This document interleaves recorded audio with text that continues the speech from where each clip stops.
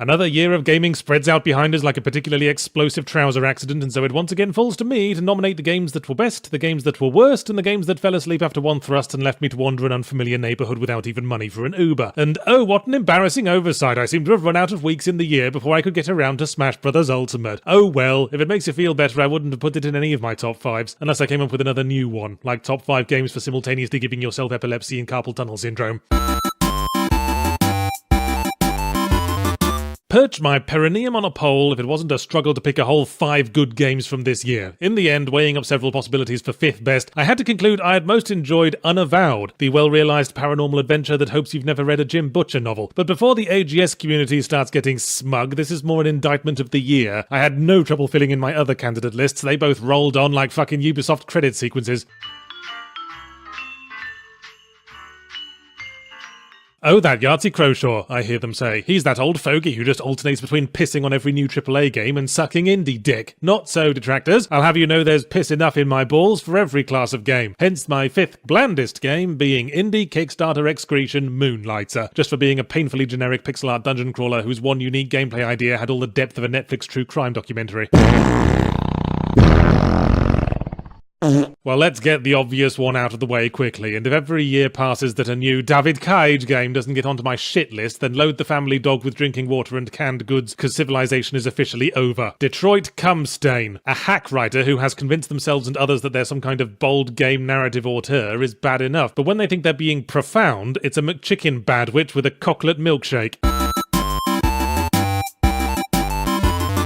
It's going to have to be Star Control Origins. However buggy the interface or dog shit the subtitle and whatever drama might have been going on behind the scenes, the game is well written, fun, and not afraid to be silly. Remember when science fiction could be fun and silly, when something occupied the middle ground between dry realistic simulators and overly dramatic struggles for the fate of humanity with constant laser explosions until it looks like a rave in an anger management clinic?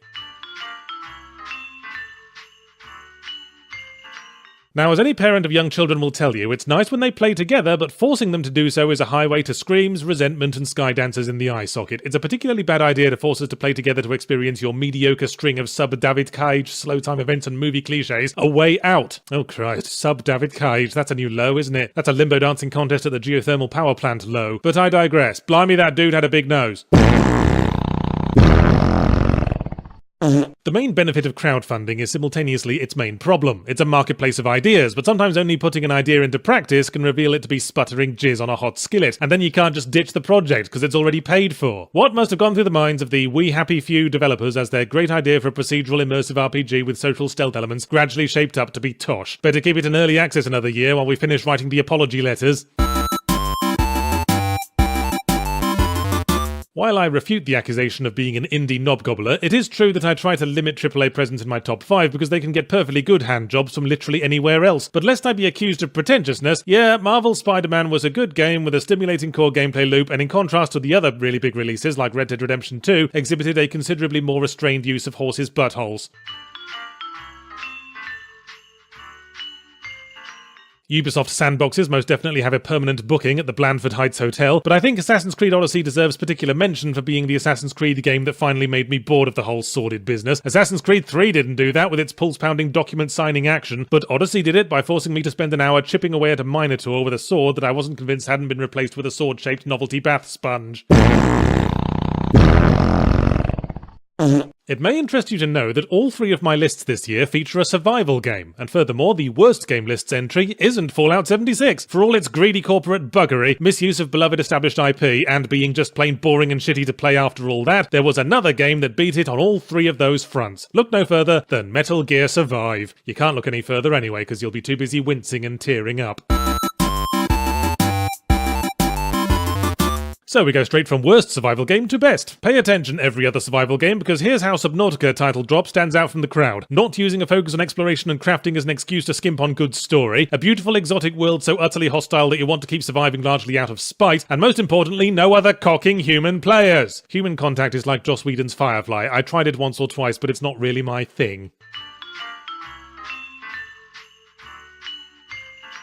Rise of the Tomb Raider was my third most mediocre game of 2015, and now Shadow of the Tomb Raider has made it proud by hitting the number 2 spot. Now that the reboot trilogy has finished sandblasting the personality off Lara Croft, any chance we could go back to the old one? She might have been constantly pouting like she was trying to conceal an entire Portuguese man of war in her mouth, but at least that was a facial expression of some kind.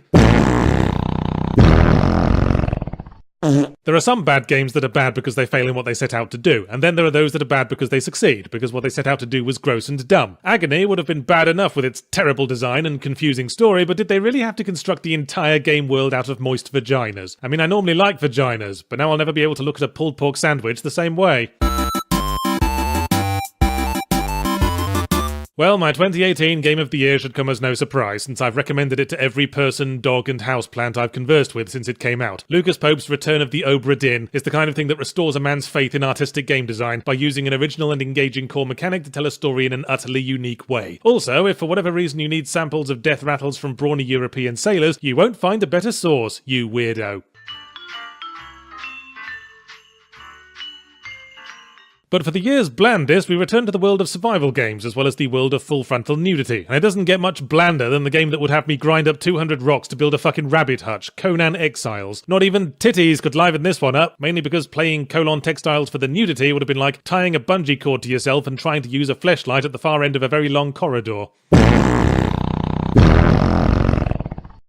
The worst game of 2018 was, like the devil and weird sex practices, known by many names. The 7-hour snore, hunt down the refund, shit down the piss shit, call it whatever you like, just never forget what Hunt Down the Freeman was and what it represented. A cringe fest that unstitched its thoughtless patchwork of stolen assets to whip out its diseased knob and dispense blood-flecked urine all over a once top-rate franchise with the tacit approval of its creator. Fuck, man, what else is there to say? I suppose I could say fuck again. No, that's the wrong attitude. It's a new year after all. Let's move on from the past and focus on what the future will bring.